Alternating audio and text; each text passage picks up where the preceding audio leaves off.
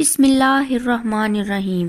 السلام علیکم ناظرین، کہا جاتا ہے کہ کتے کی پیدائش حضرت آدم علیہ السلام کے پتلے کی مٹی سے کی گئی، جبکہ کچھ روایات میں کہا گیا ہے کہ کتے کی پیدائش حضرت آدم علیہ السلام کی تخلیق کے فوراً بعد ہوئی ہے۔ بلکہ اکثر ہمیں یہ بھی سننے کو ملتا ہے کہ جس گھر میں کتے ہوں وہاں رحمت کا فرشتہ داخل نہیں ہوتا۔ لیکن ناظرین، کتے کا ذکر مقدس کتاب پاک میں بھی آیا ہے، اور کہا جاتا ہے کہ دنیا کا واحد جانور کتا ہی ہوگا جو جنت میں جائے گا۔ لہٰذا ان سب باتوں کو مد نظر رکھ کر آج کی اس ویڈیو میں ہم بیان کریں گے کہ کتا کس شکل میں جنت میں داخل ہوگا، اور اصحاب کہف کے ساتھ غار میں آخر کتے کو ہی کیوں بھیجا گیا۔ حضرت آدم علیہ السلام کی تخلیق کے فوراً بعد کتے کو پیدا کرنے کی کیا وجہ بنی۔ مزید آپ کو یہ بھی بتائیں گے کہ کتے اور شیطان میں ایسا کیا تعلق ہے کہ جس کے سبب مذہب اسلام کتے کو گھر میں پالنے سے منع کرتا ہے، اور آخر کتا ہی انسان پر کیوں بھونکتا ہے۔ ناظرین، سب سے پہلے ہم آپ کو یہ بتاتے چلیں کہ جس گھر میں کتا ہو تو اس گھر میں رحمت کا فرشتہ کیوں داخل نہیں ہوتا۔ اس بارے میں حدیث شریف میں ایک واقعہ آتا ہے کہ حضرت میمونہ رضی اللہ تعالی عنہا فرماتی ہیں کہ ایک مرتبہ حضور اکرم صلی اللہ علیہ وسلم بیدار ہوئے تو آپ بہت غمگین اور پریشان تھے۔ میں نے پوچھا کہ حضور کیا بات ہے، آج آپ کی کیفیت بدلی سی ہے۔ تو آپ نے ارشاد فرمایا کہ جبرائیل علیہ السلام نے رات آنے کا وعدہ کیا تھا مگر وہ مقررہ وقت پر آئے نہیں۔ حضور صلی اللہ علیہ وسلم کو اس سے پریشانی ہوئی کہ جبریل امین تو وعدہ خلافی نہیں کر سکتے، تو ان کے نہ آنے کی کیا وجہ ہو سکتی ہے۔ پورا دن اسی طرح گزر گیا۔ پھر آپ کو یاد آیا کہ آپ کی چارپائی کے نیچے کتے کا ایک بچہ بیٹھا تھا۔ آپ صلی اللہ علیہ وسلم نے اس کو اٹھوایا اور اس جگہ کو صاف کر کے وہاں چھڑکاؤ کروا دیا۔ اس کے بعد حضرت جبریل علیہ السلام تشریف لائے تو آپ نے مقررہ وقت پر نہ آنے کی شکایت کی۔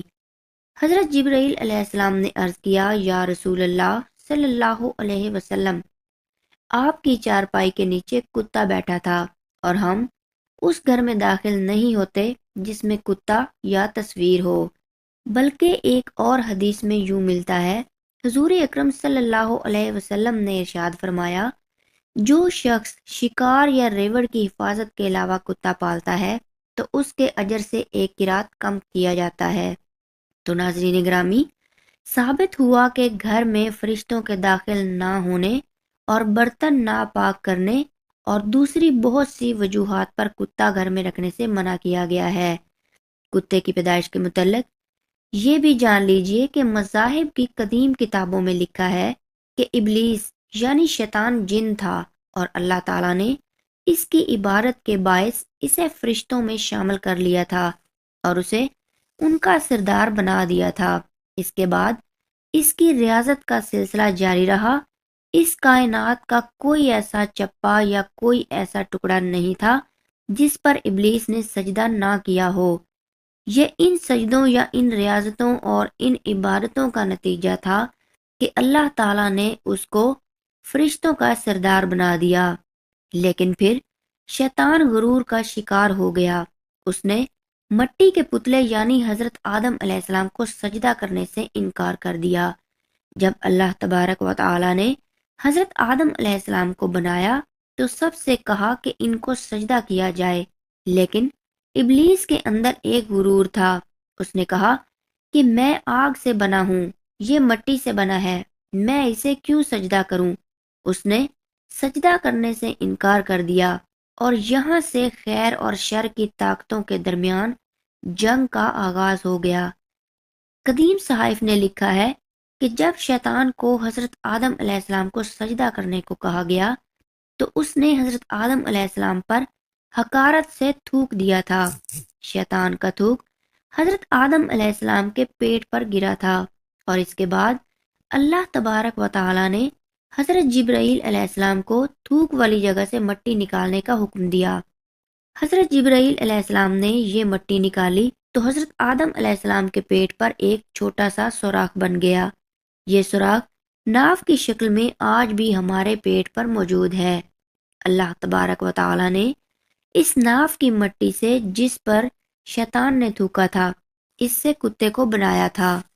ناظرین، کتے کی تخلیق کے متعلق دوسری روایت یہ بھی ملتی ہیں کہ جب حضرت آدم علیہ السلام اور حضرت اماں حوا سلام اللہ علیہا کو اللہ تبارک و تعالی نے زمین پر بھیجا تو شیطان نے زمینی درندوں کو ورگلایا کہ وہ ان دونوں کو کھا جائیں، تو تب اللہ تبارک و تعالی نے کتے کو پیدا کیا، جس نے آدم علیہ السلام اور حضرت حوا سلام اللہ علیہا کی ان درندوں سے حفاظت فرمائی۔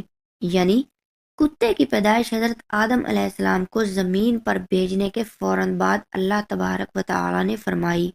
ناظرین، کہا جاتا ہے کہ 3 خصلتیں کتے میں پائی جاتی ہیں۔ یہ انسان سے محبت کرتا ہے۔ کتا انسان سے کیوں محبت کرتا ہے وہ بھی اس ویڈیو میں ہم آپ کو بتاتے ہیں، کیونکہ انسان بھی مٹی سے بنا ہوا ہے اور کتا بھی مٹی سے بنا ہے، اس لیے کتا انسان سے محبت کرتا ہے۔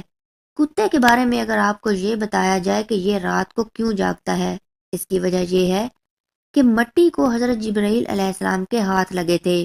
اور ہاں، کتا انسان پر بھونکتا ہے۔ یہ انسان پر کیوں بھونکتا ہے؟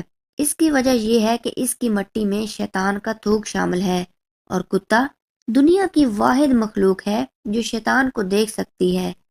شاید یہی وجہ ہے کہ رات کے اندھیرے میں کب شیطانوں کے قافلے آسمانوں سے اترتے ہیں تو کتے اوپر دیکھ کر ایک خوفناک آواز نکالتے ہیں۔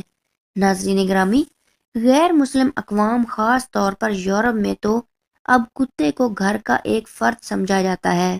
بس یہ یاد رکھیے کہ کتا چاہے کتنا ہی وفادار کیوں نہ ہو، اگر آپ نے کھیتی کی حفاظت، شکار یا اپنے جانوروں کی حفاظت کے لیے نہیں پالا تو پھر روزانہ آپ کے اجر سے 1 قرات کم کیا جائے گا۔ اور یہ بھی یاد رکھیں کہ حضور اکرم صلی اللہ علیہ وسلم نے 1 قرات کو احد پہاڑ سے تشبیہ دی ہے۔ اب آپ خود اندازہ کر لیجئے کہ کس قدر ثواب آپ روزانہ گنوا رہے ہیں۔ اللہ تبارک و تعالی نے سورہ عراق میں بلعم بن باورا، جو کہ ایک نیک اور عابد شخص تھا، پھر اس نے دنیا پرستی کے کام شروع کر دیے، تو اللہ تبارک و تعالی نے اس کو کتے سے تشبیہ دی ہے، اور وہ روز قیامت کتے کی شکل میں دوزخ میں داخل ہوگا، اور اصحاب کہف کا کتا بلعم بن باورا کی شکل میں جنت میں جائے گا۔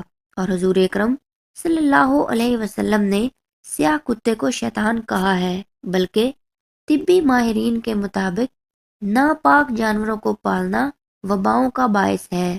خطرناک جراثیم اور وبائیں جانوروں سے انسانوں میں منتقل ہوتی ہیں۔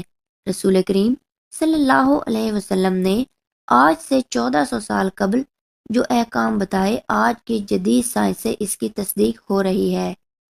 طبی ماہرین کے متفقہ رائے سے جانوروں میں پائے جانے والے خطرناک جراثیم انسانوں میں منتقل ہوتے ہیں، جو وبا پھیلنے کا باعث بنتے ہیں، اور اسلام کی روح سے کتا ایک ناپاک جانور ہے۔ اگر ہم اسلام کی تعلیمات پر عمل کریں اور ناپاک جانوروں کو پالنے سے گریز کریں تو خطرات سے محفوظ رہ سکتے ہیں۔ اللہ کے پیارے نبی صلی اللہ علیہ وسلم نے جو احکام ہمیں دیے، انسانیت کی فلاح اسے مان لینے میں ہے۔ ایک انگریز ڈاکٹر نے اس پانی کی، جس میں کتے نے منہ ڈالا تھا، خوردبین کے ذریعے تحقیق کی تو اسے پتا چلا کہ اس پانی میں کتے کے لعاب کے جو جراثیم آ جاتے ہیں وہ مٹی کے سوا کسی اور چیز سے نہیں جاتے، کیونکہ مٹی میں نشادر وافر مقدار میں ہوتا ہے جو اور کسی چیز میں نہیں ہوتا، اور یہ کتے کے لعاب میں پائے جانے والے تمام جراثیموں کو ختم کرنے کے لیے کافی ہوتا ہے۔ اس لیے حضور اکرم صلی اللہ علیہ وسلم نے ارشاد فرمایا کہ مٹی میں نشادر موجود ہے تاکہ لوگ اسے بازاروں میں ڈھونڈتے نہ پھریں۔ اسی طرح ایک فرانسیسی ڈاکٹر اور اس کی ڈاکٹر بیٹی مصر میں مقیم تھے۔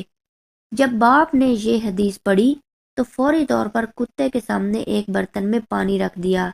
جب وہ اس کو پی چکا تو انہوں نے خوردبین سے دیکھا کہ اس میں جراثیم موجود تھے۔ پانی گرا کر کئی بار دھویا مگر ہر بار جراثیم برتن میں موجود تھے۔ جب مٹی سے مانجا گیا اور پھر دھو کر خوردبین میں چیک کیا تو جراثیم نہ صرف بالکل ختم ہو گئے تھے بلکہ برتن بھی کلی طور پر پاک صاف ہو گیا تھا۔ اس پر دونوں باپ بیٹی مسلمان ہو گئے۔ ناظرین گرامی، قرآن پاک میں اصحاب کہف کا تذکرہ ملتا ہے۔ جہاں ان کے کتے کا ذکر آیا ہے وہاں امام قرطبی نے لکھا ہے کہ اس شریعت میں کتے پالنے کی اجازت ہوگی، اس لیے انہوں نے کتا ساتھ لیا ہوگا یا کسی کی بکریوں کی حفاظت کے لیے تھا، اور فروعی احکام میں ایسا ہوتا رہتا ہے کہ مختلف شریعتوں میں فروعی احکام مختلف دیے جاتے ہیں۔ بہرحال اصحاب کہف کے واقعہ سے کتے کو پالنے کے جواز پر استدلال کرنا درست نہ ہوگا۔ اسی طرح مفسرین نے جہاں اصحاب کہف کا ذکر کیا ہے تو وہاں اس بات کی بھی وضاحت فرمائی ہے کہ اصحاب کہف کا کتا صلح کے ساتھ رہا۔ اس کی برکت سے اللہ پاک نے قرآن مجید میں اس کا ذکر فرما دیا۔ یہ اس کتے کی جزوی فضیلت تھی۔ اصحاب کہف کے کتے سے متعلقاً کتے کی فضیلت پر استدلال کرنا درست نہیں ہے۔ ناظرین گرامی، یہاں قابل غور بات یہ ہے کہ اللہ تبارک و تعالی نے انسانوں کے لیے جو احکام بنائے ہیں وہ ہر لحاظ سے انسانوں کے لیے مفید ہیں۔ ایک مسلمان کے لیے یہ بات کافی ہونی چاہیے کہ اللہ تعالیٰ کے نبی نے جس کام کے کرنے کا حکم دیا ہے وہ کرے اور جس کام سے منع کیا اس سے رک جائے۔ اس کا نام اطاعت ہے اور اس سے انحراف نافرمانی کہلاتا ہے۔ اگر ہم عقل اور محض شوق کی بنیاد پر وہ کام کرنا شروع کر دیں گے جس سے منع کیا گیا ہے تو اس کا نتیجہ سوائے نقصان کے کچھ نہیں ہوگا۔ اللہ تبارک و تعالیٰ سے دعا ہے کہ اللہ تعالیٰ ہمیں حضور نبی کریم صلی اللہ علیہ وسلم کے بتائے ہوئے طریقے کے مطابق زندگی گزارنے کی توفیق عطا فرمائے، اور اللہ تعالیٰ ہمیں پاک صاف رہنے والا بنائے، اور اللہ تبارک و تعالیٰ ہمیں ناپاکی اور گندگی سے محفوظ رکھے۔ آمین یا رب العالمین۔